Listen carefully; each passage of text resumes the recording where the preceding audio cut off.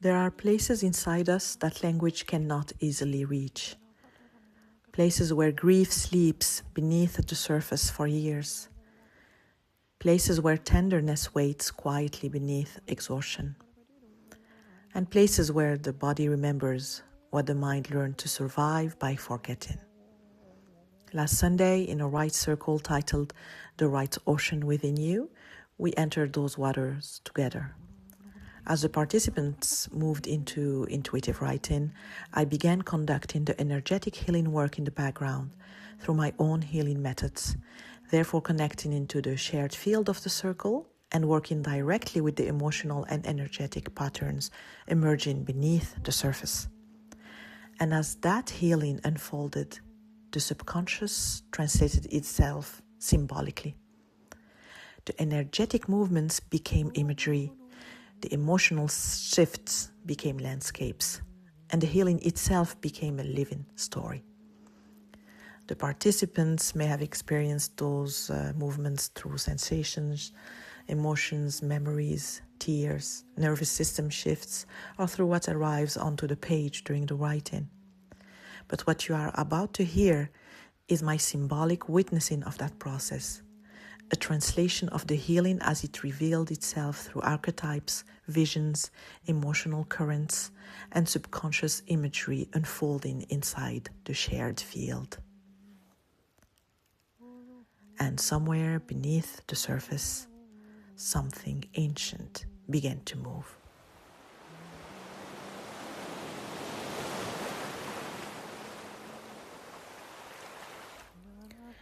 Even though this was captured during a live circle, the energetic field remains open for you to enter and witness your own story as you listen.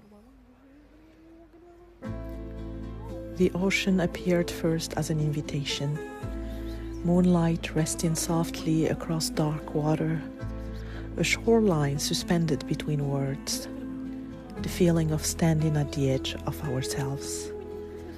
Some of us arrived carrying emotional exhaustion. Some of us arrived carrying invisible grief.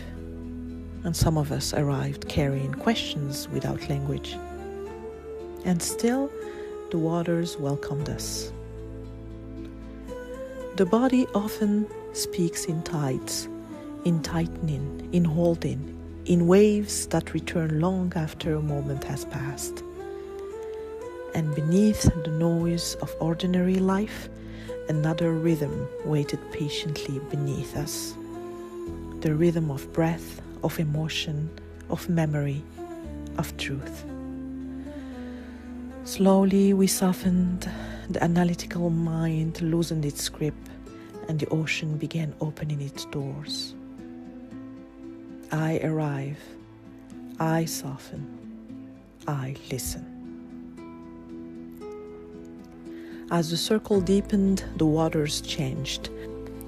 The surface disappeared behind us, light filtered downward through vast blue silence. Ancient ruins slept beneath the seafloor. Whales moved through the distance like old guardians of memory. And there, within the deeper current, the archetypes emerged. Sedna, keeper of the deep ocean, witness of grief, emotion, truth, and everything exiled beneath consciousness. And Uranus, the awakener, the force of liberation, the sudden opening that cracks old emotional structures apart so truth can breathe again. Together, they open the symbolic field of the journey.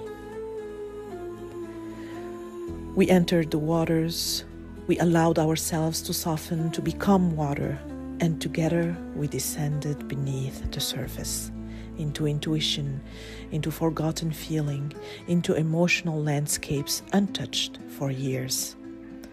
Somewhere beneath the surface of identity, the body began remembering its own language again, the language of sensation, of tears, of instinct, of longing.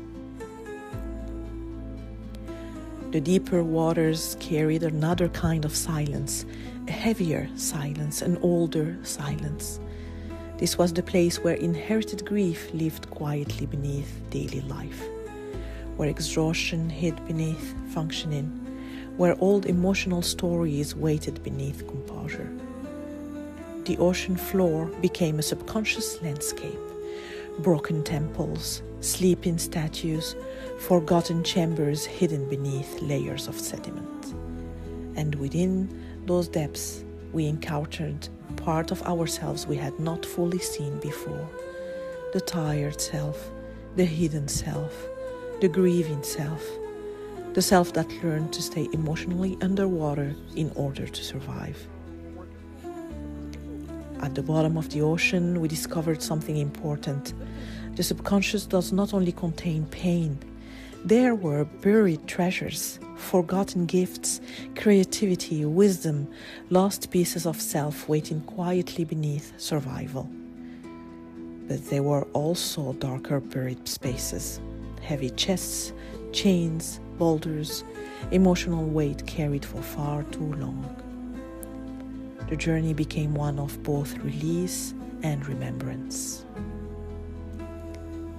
There are emotions that do not disappear simply because we stop naming them.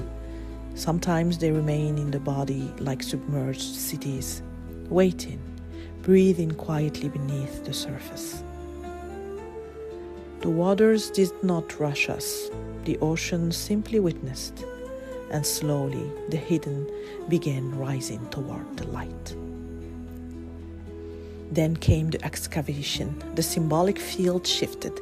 We appeared beneath the ocean floor together, digging through layers of emotional sediment with our hands. Ancient debris surfaced.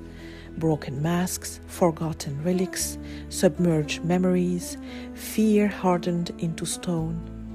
The body began releasing what it could no longer carry alone. Some of us felt grief rising through the chest.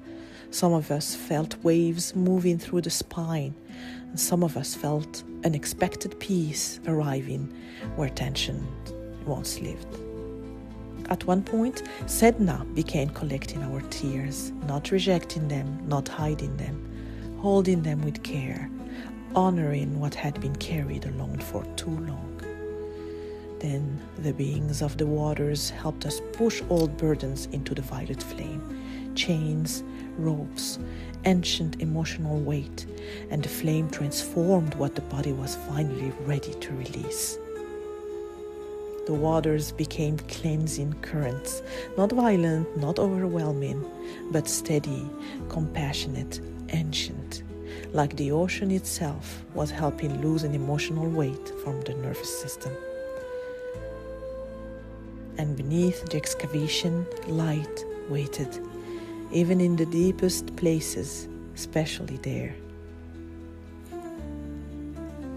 As the emotional sediment cleared, something extraordinary began appearing beneath the ocean floor. Treasure.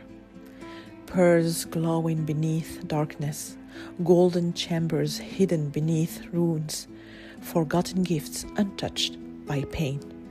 The waters move through the body now, through the chakras, cleansing, turning, realigning what had become frozen, hidden, or fragmented. And afterward came the unburying, recovering hidden parts of ourselves, reclaiming what survival once forced underground, remembering who we were beneath the emotional weight. The circle revealed an important truth. The subconscious does not only bury suffering, it also buries beauty, creativity, sensitivity, self-worth, joy, tenderness, the original self beneath survival.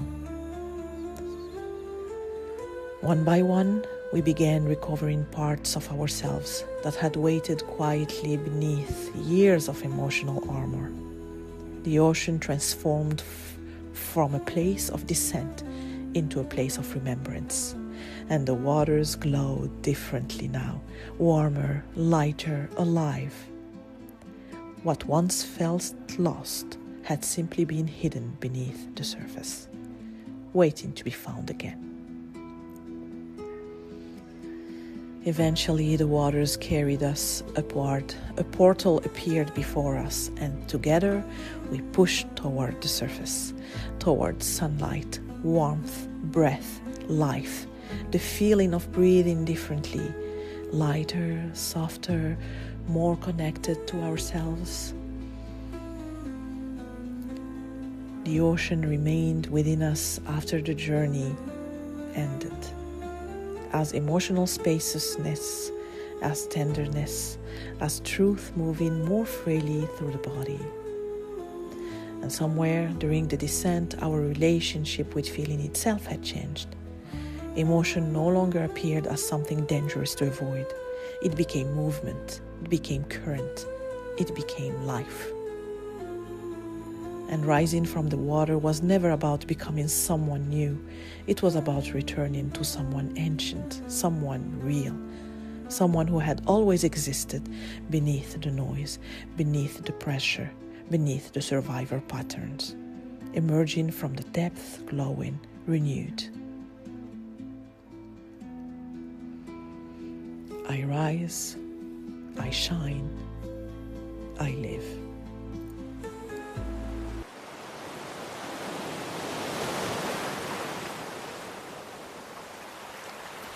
If this journey stirred something within you, you may wish to sit for a few moments afterward. Let the waves settle naturally. Let the body speak in its own timing. You're welcome to replay this meditation whenever the waters inside you call again.